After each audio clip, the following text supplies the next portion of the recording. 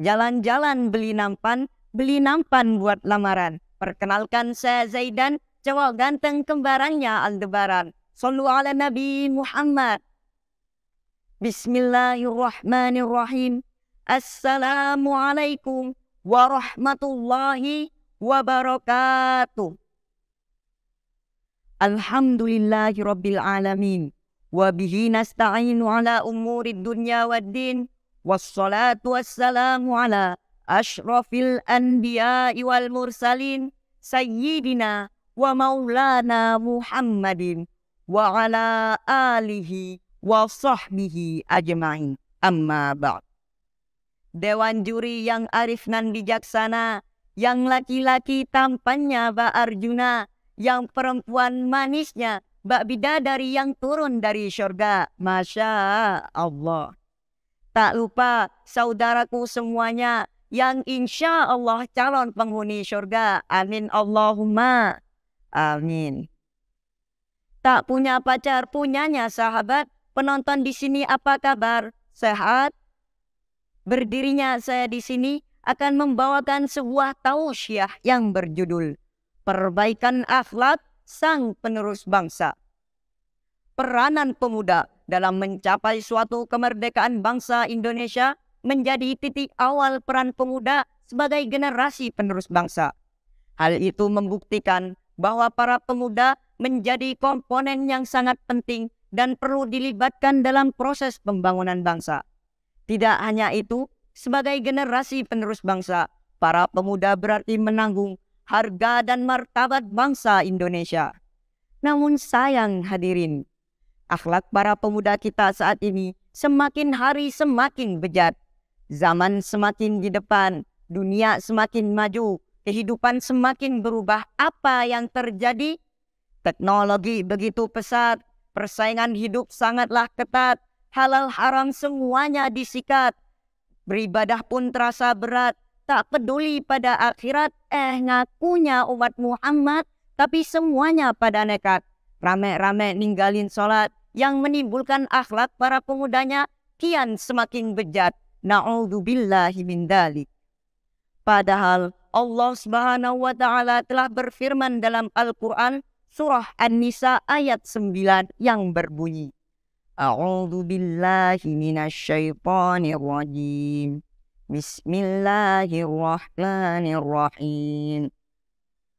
Wal yakhshal ladzina law taraku min khalfihim dzurriyyatan dhi'afan khafu 'alaihim falyattaqullaha wal yaqulu qawlan sadida. Yang artinya, dan hendaklah takut kepada Allah orang-orang yang seandainya meninggalkan di belakang mereka anak-anak yang lemah, yang mereka khawatir atas kesejahteraan mereka, maka hendaklah mereka bertakwa kepada Allah dan hendaklah mereka berkata perkataan yang benar. Hadirin rahimakumullah, Imam Hafidh Imaduddin Abu Al-Fida Ibnu Katsir dalam tafsir Al-Quranul Azim menyebutkan bahwa menurut riwayat Ibnu Abbas, ayat tersebut turun berkenaan dengan seorang orang tua yang memberikan wasiat kepada anaknya, wasiat yang dapat membawa kemudaratan bagi dia. Maka Allah Subhanahu wa Ta'ala memerintahkan kepadanya untuk merubah wasiatnya kepada ketakwaan pada Allah dan kebaikan.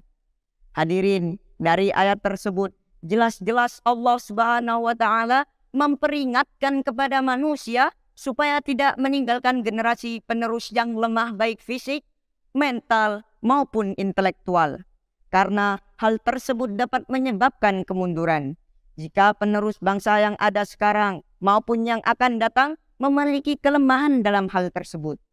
Sebagai contoh, pemuda zaman sekarang kalau disuruh melakukan kebaikan malasnya minta ampun. Kalau disuruh ngaji 10 menit bilangnya ngantuk, 20 menit tambah 30 menit lama-lama bisa mabok. Tapi kalau disuruh internetan, main game online, dan apa tuh aplikasi yang sekarang lagi viral yang bikin orang suka goyang-goyang, apa namanya? Nah, TikTok. 10 menit bilangnya kurang, 20 menit ketagihan, 30 menit lama-lama kecanduan, akhirnya apa? Akhirnya ya nambah lagi, betul. Itulah realita kehidupan yang terjadi saat ini. Profesor Dr. Baharudin Yusuf Habibie, Presiden ketiga Republik Indonesia mengatakan bahwa setidaknya ada 5 kelemahan yang harus kita hindari, yakni lemah harta, lemah fisik, lemah ilmu, lemah semangat hidup, dan yang paling ditakutkan adalah lemah akhlak.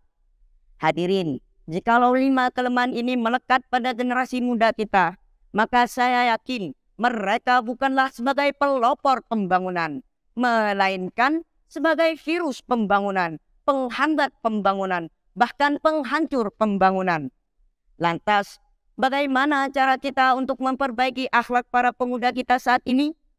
Jawabannya ada pada surah Al-Ahzab ayat 21 yang berbunyi, Bismillahirrahmanirrahim.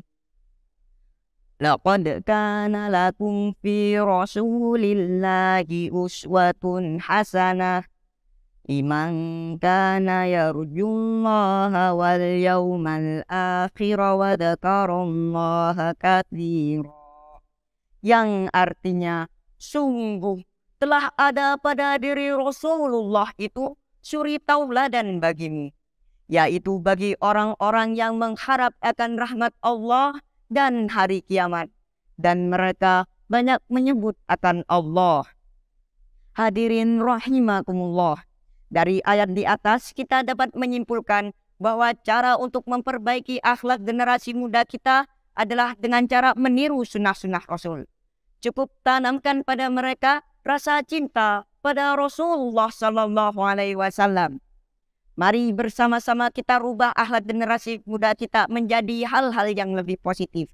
Mari bersama-sama kita buktikan perkataan Presiden pertama kita, Insinyur Soekarno, yang pernah berkata, beri aku 1000 orang tua, maka akan ku cabut Semeru dari akarnya. Beri aku 10 pemuda, maka akan ku guncang dunia. Sekian yang dapat saya sampaikan. Wabillahi taufiq wal hidayah, warridha wal inayah.